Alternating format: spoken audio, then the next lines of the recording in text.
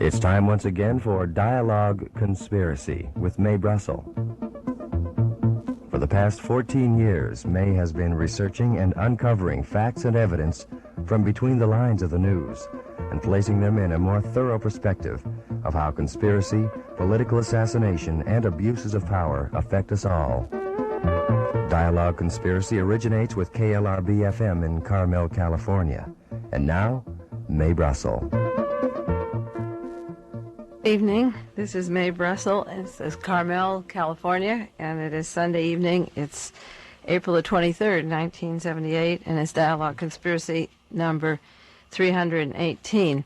I do want to talk about the series on television this last week, the Holocaust, NBC, The Four Nights.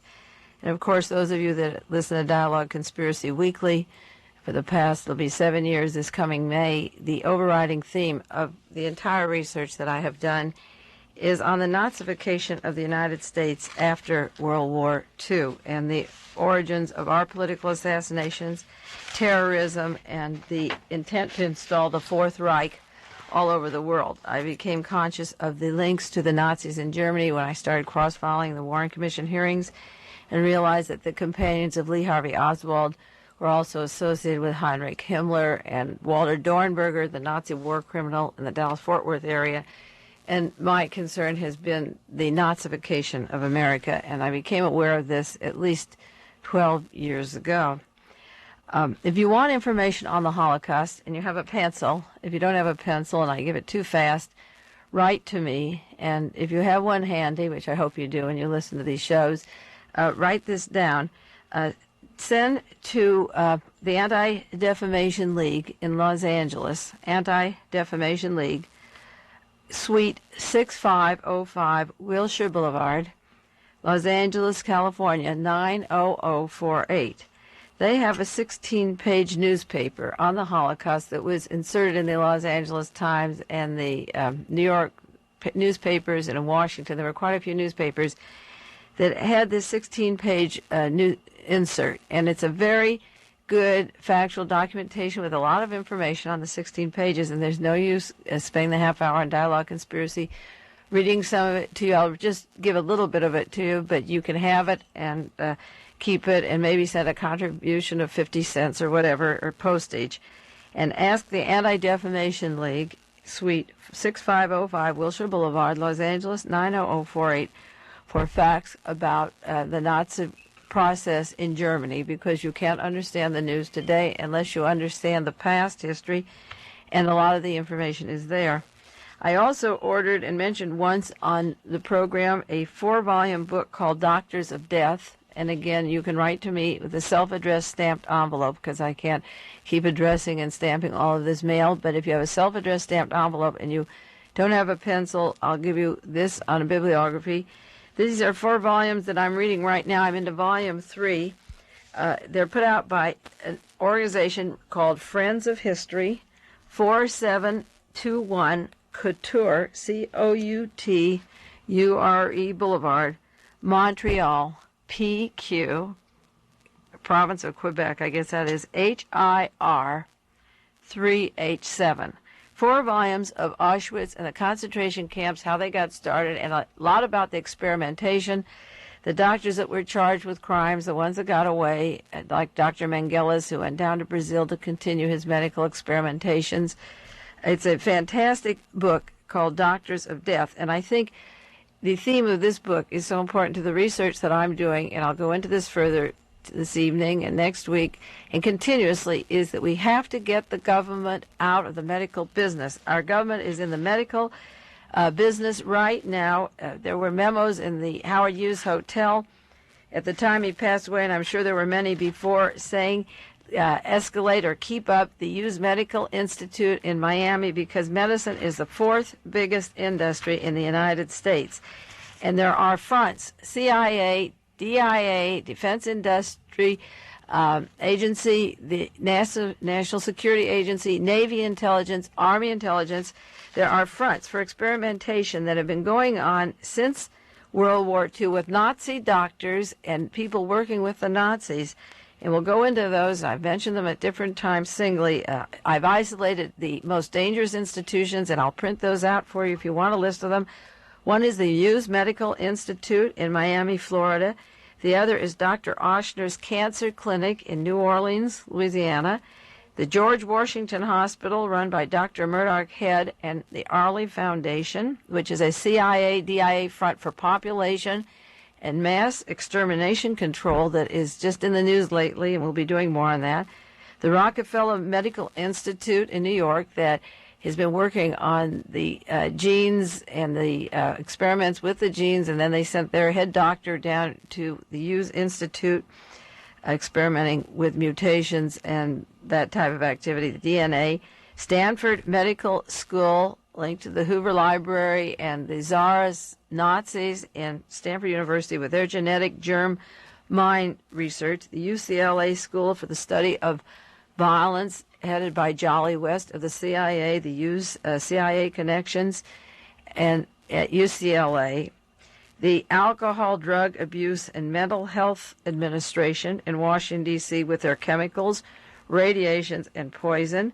The Center for Disease Control in Atlanta, Georgia, that will control not only garden plots where they plan to take over the United States in case of a national emergency, but the swine flu, the viruses, the Legionnaire's disease, and all the various so-called unexplained diseases are being reported down there. We have to dismantle the federal government control, the Federal Center for Disease Control, and break up all medical research into private doctors, privately trained individuals, and get the government out of the medical business, or you will see Auschwitz and Dachau pummeling in this country, which they're doing right now and planning to do.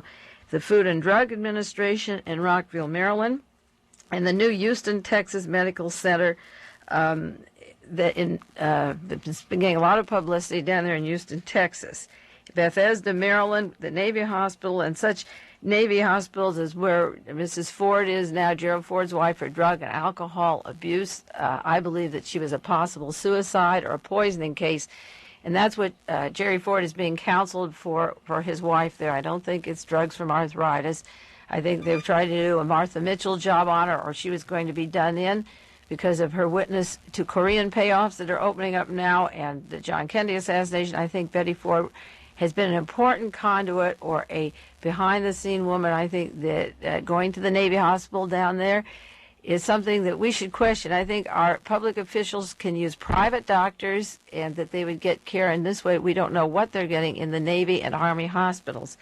As I say, the important thing I'm learning from the 4 volumes of Doctors of Death was to take the federal government out of the medical business. And this is one of the things that was emphasized at the Nuremberg trials for the doctors on experimentation. In Nazi Germany, there were 350 doctors that actually committed illegal crimes out of 90,000 German doctors. There's a song that Neil Diamond sings called Mary Magdalene, which is a very beautiful song. And he talks about there's certain people on one hand who are spiritual or philosophical, and there's people on the left who nothing ever happens for them, they have candles unlit. He says nothing really goes off for them well. And then there's the people in between. And it's a beautiful song asking for help for the people in between. And that's where all of us sit who aren't activists, who aren't doing anything to change society.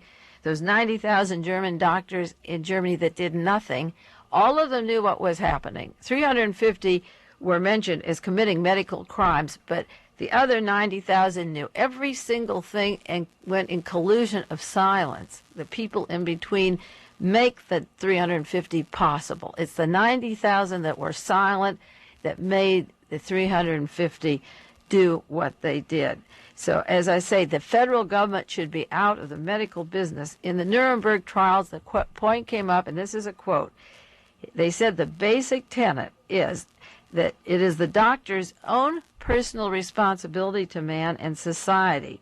He must ensure that the doctor have complete independence. This is from the Nuremberg trial, and yet the Hughes Medical Institute, Dr. Oshner's Cancer Clinic in New Orleans, the George Washington Hospital, headed by Dr. Murdoch Head, the Rockefeller Medical Institute, the Stanford Medical Institute, the UCLA School, with their electrode implants, their plans to put electrodes and transponders into people, the Washington Alcohol, Drug Abuse, and Mental Health Administration, the Atlanta, Georgia Center for Disease Control, the Food and Drug Administration, Rockville, Maryland, the Houston, Texas Medical Center, the Arley Foundation, headed by Mr. Head, Bethesda Hospital, and these Army hospitals, and also the Boston Hospital, where Dr. Mark and Sweet began the electrode implants to turn people into zombies with money from Navy intelligence and health, education, and welfare, put up by Mr. Richardson and others. These are the centers, the 12 or 13 centers that I have fingered now, that are proceeding with what I call the medical Nazification of America, because Auschwitz and Dachau and the concentration camps were run by medical doctors. Hitler sent them to these places. Himmler and Goering and Goebbels sent them there. But men in white coats and uniforms ran the place. Medical doctors were behind the experimentations. So if you want to order these 4 books, Doctors of Death, I think it's $13.50 I paid. I gave you the address, or you can write to me again for it. There's another book out now that I'm reading called Inside the Fourth Reich, The Real Story of the Boys from Brazil. It's by Eric Erdstein and Barbara Bean. And there's a sentence in there, there's many good things. It said, would you believe that 20 years later, after the Holocaust, Martin Bormann and Joseph Mengele were still there plotting a Nazi revolution? There's another good book called The War Against the Jews by Lucy Dowditz, the years from 1933 to 45. There is no end to the list of books you can get about the Holocaust, and if you order that small newspaper from the Anti-Defamation League, there's a long bibliography of books. It isn't a question of the lack of information. It's a question of you being able to apply it to today and not look at NBC and say that was then. The big question is, who is alive of those groups today and what are they doing? The subject of the Nazis has been always on my mind, and when I lecture at colleges and various organizations, I always have a bibliography of suggested books to read to follow up on some of the things I say. And I have a list that I have reproduced, copied and handed out to everyone in the audience. And it isn't coincidental that the 6 sources that I give on this bibliography for information of then and now, because as I say, that is the important thing, checking the then and comparing it to the now. Those things have to do with the Nazification of America, those Germans that are alive today and those Germans that work with mind control, germ experimentations in our legal systems, their coroners around the country, their doctors at the institutions.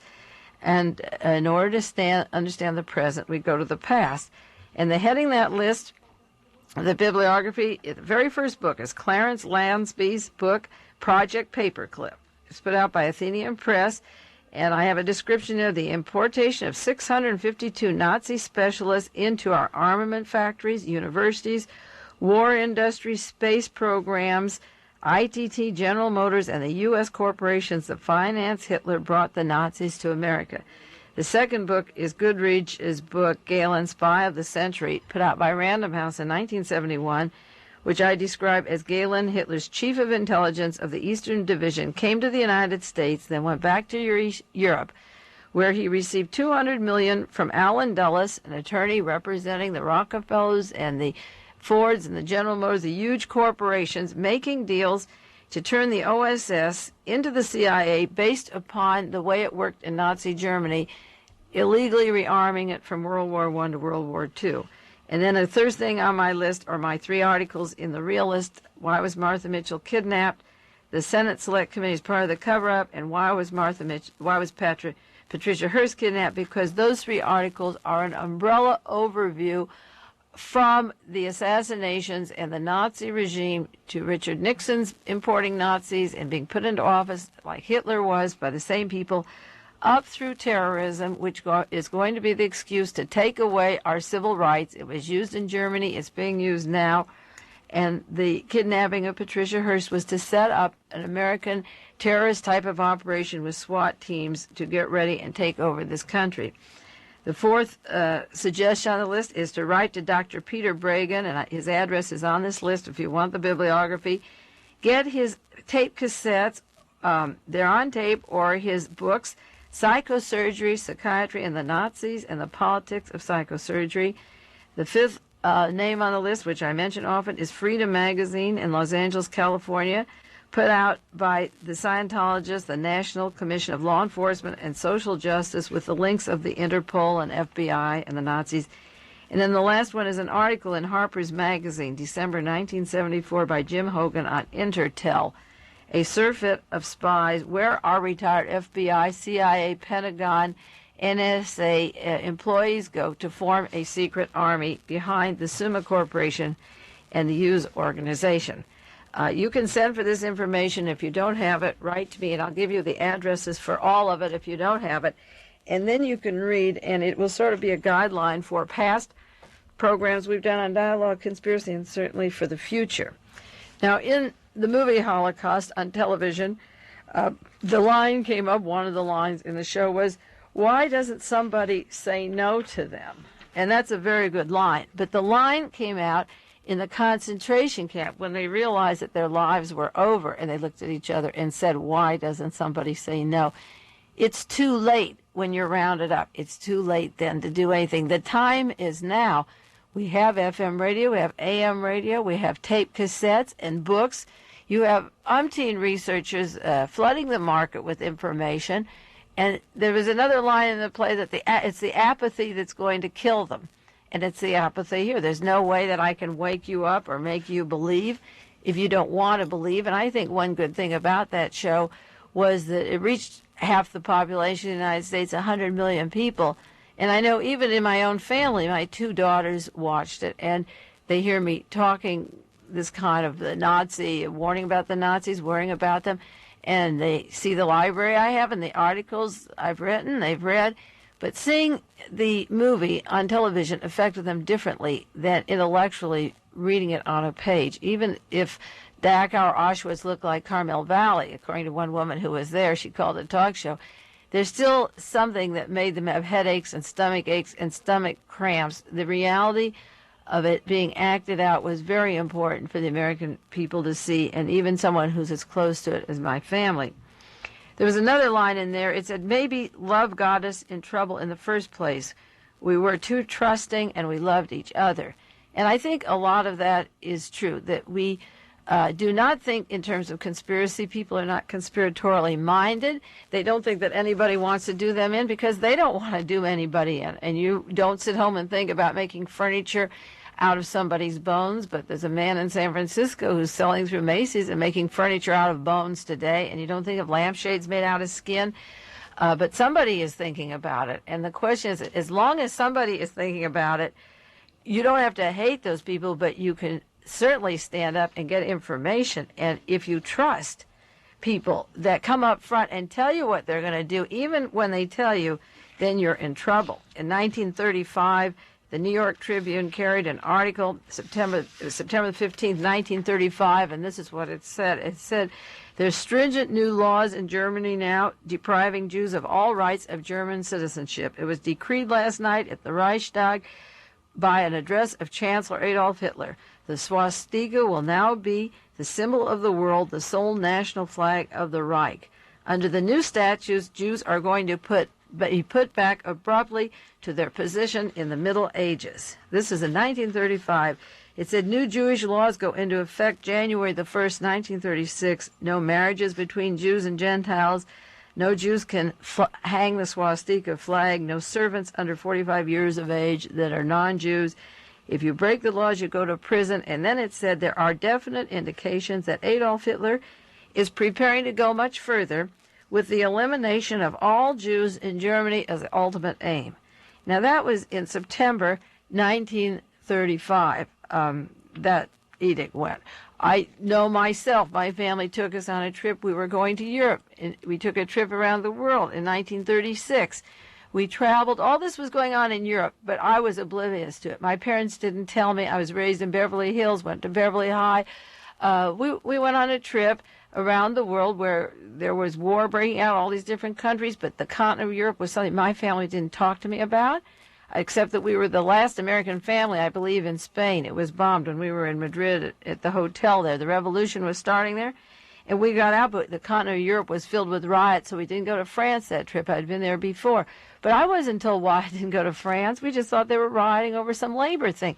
We didn't realize that the Holocaust was beginning or anything about that. A Jewish family raised to go on a tour, take a trip around the world and have fun and do all the little deck games and do all the little happy things and live in these resort hotels on the fringe of the violence. And yet here was the New York Tribune in 1935 talking about the elimination of all Jews, and my Jewish family was floating around, and that's one reason I'm doing this research is for my children. They may not appreciate it, and they may, but I'm doing it for my family and your family, and I don't want them to grow up stupid like I grew up stupid.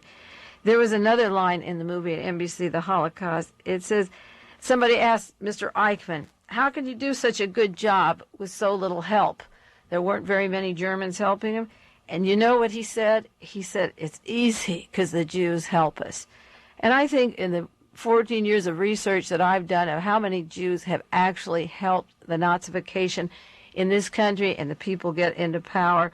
There's a new book out by a Jew named Alan Weinstein, Perjury it's called, which is a falsification of the Alger His story, and he writes it gladly. Louis Neiser, a Jew, wrote the introduction to the Warren Report and covered up the Nazis that worked with Lee Harvey Oswald and tried to make Oswald a deranged person.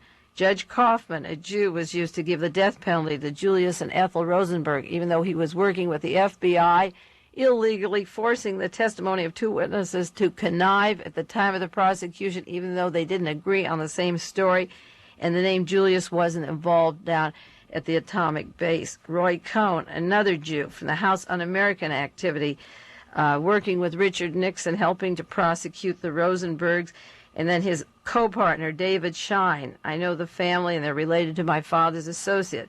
Owns the Ambassador Hotel where Robert Kennedy was killed, where every door could have been covered with a killer. Co-partner Schein helping cover up the murder of Robert Kennedy and putting in these Nazis into power in Los Angeles when that murder took place. Judge Hoffman, the Jew, sitting at Chicago conspiracy trial with those monkeys, Abby Hoffman and Jerry Rubin, Jews. Some more Jews. I'm as anti-Semitic about the traitors among the Jews as I am about the Jews in Germany that sold the Jews down the river, because I know a lot of these German Jews and their snobbery, and if they're accepted by a certain group of people, prominent Gentiles, to win their favor, they'll do anything to sing and dance, and they're not even in the concentration camps yet. Bernard Weissman, the Jew, at the time John Kennedy was killed, they asked him why he put his name on an ad that was paid by the Birch Societies the Black Border wanted for treason. And he worked with Nazis that hated Jews, German military intelligence that came to the Dallas-Fort Worth area with the most anti-Semitic people in the world. He said, they used my name because they wanted a Jewish name. That's Bernard Weissman. Jack Ruby shot Lee Harvey Oswald. He was working with members of the Birch Society. He'd been at the office of E. Howard Hunt a few days before John Kennedy was killed. When he shot Lee Harvey Oswald, this primary witness to the assassination of John Kennedy, and they say, why did you do it? He said, I wanted to show them a Jew had guts. So they dared an insecure, insignificant man who'd been an informer for the FBI and the CIA, running guns for the mafia to Cuba, a low-level man of the worst sort who wants the approval of the Gentile community to be somebody, to have a Playboy nightclub in the Gentile community, to lose his Jewishness. So he says, I want to show him a Jew had guts. And then another Jew, Edward J. Epstein, writes a book now about Lee Harvey Oswald and the KGB, serving the international Nazis, covering up this story. And I could go on and on and on. But our whole Cold War period has been used. The Jews have been used themselves, and they have to know better. And there's no excuse for what they're doing, except they make money, they get their judgeships, they write books, they're in prominence around the country. I can understand a Gentile doing this if he's anti-Semitic, because another line in this movie was, anti-Semitism is the glue, the cement that binds us together. They said, how can you get away with this? You have no where's your opposition? In the movie The Holocaust on NBC.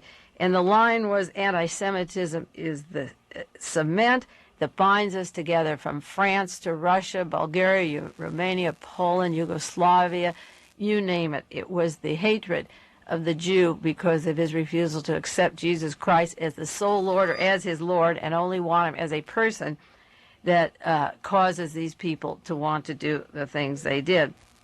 I hit sometimes on the Mormons, and I'm going to do a show about the Masons and assassinations. And the Jesuit priests have been a big conduit of removing Nazis from Europe and the Nazification of this Fourth Reich that's going to come down. But the point is that the Jews have been used, and they didn't have to be used. They could have made a living in this country, even if they just pushed apples and had some self-respect.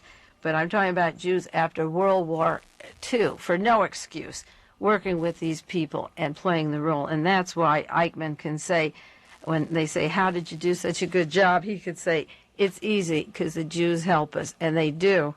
I know in my own family, when I've talked about the links of these Nazis, the assassination, my own brother, who's vice president of E.F. Hutton Stock Exchange, laughed and said to me quite a few years ago, well, when they come to take us away, I can always say, Mae told us. I feel very angry about these people, and I disassociate myself usually from them, and I am friends with all kinds of people as long as they're tuned into what's happening and they make some effort to change it, whether it's a letter to the editor or calling talk shows or reading books or publishing articles and books and sending material to committees to investigate these crimes. As long as they're active in some way in trying to stop that disease, that social disease known as fascism, I associate with people, but there are groups, as I say, in among the Masons, the Jesuits, the Jews, the Mormons, that are hell-bent on a total Fourth Reich, and wherever I can, I expose them,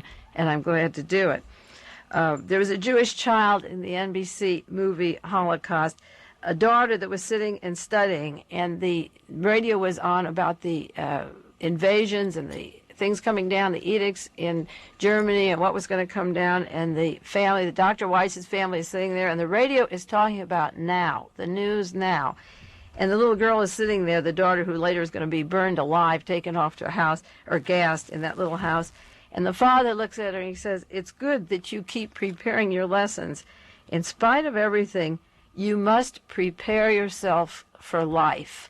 And that is the strange thing that we have around us, is the unreality of it. Life was what was happening on the radio, not what he was teaching her in the books. Life wasn't back in Greece. It wasn't with Roman history. It wasn't with learning her sentence structure.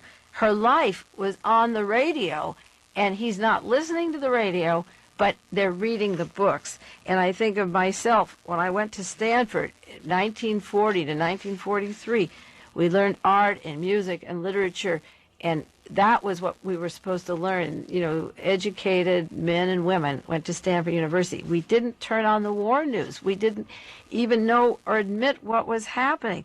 And yet the newspapers were filled with it. In 1934, the headlines, German papers talk about the purge of the Jews. In May 11, 1934, Goebbels was warning to the Jews. The United Press, in 1941, all Jewish children over 6 were to be labeled. The Associated Press, in 1939, Jewish refugees sent to Havana, Cuba, and then turned back. The New York Times, 1938, the night of the broken glass, the pogroms, the killings, and the destruction of the communities and towns. In 1939, the Jews were trying to leave Germany and couldn't get out, and I was just about ready to go to Stanford the next year. We'll be doing a lot of shows on the Holocaust. If you want to send for the literature, write to me, self-addressed envelope. I'll give you the names of the books and the organizations. And then, as I say, we will continuously bring it up to the present, because that really is the purpose of Dialogue Conspiracy. Our time is up now. I'll see you next week on Dialogue Conspiracy. Take care. And this is Mae Brussell in Carmel, California. You've been listening to Dialogue Conspiracy with Mae Brussell.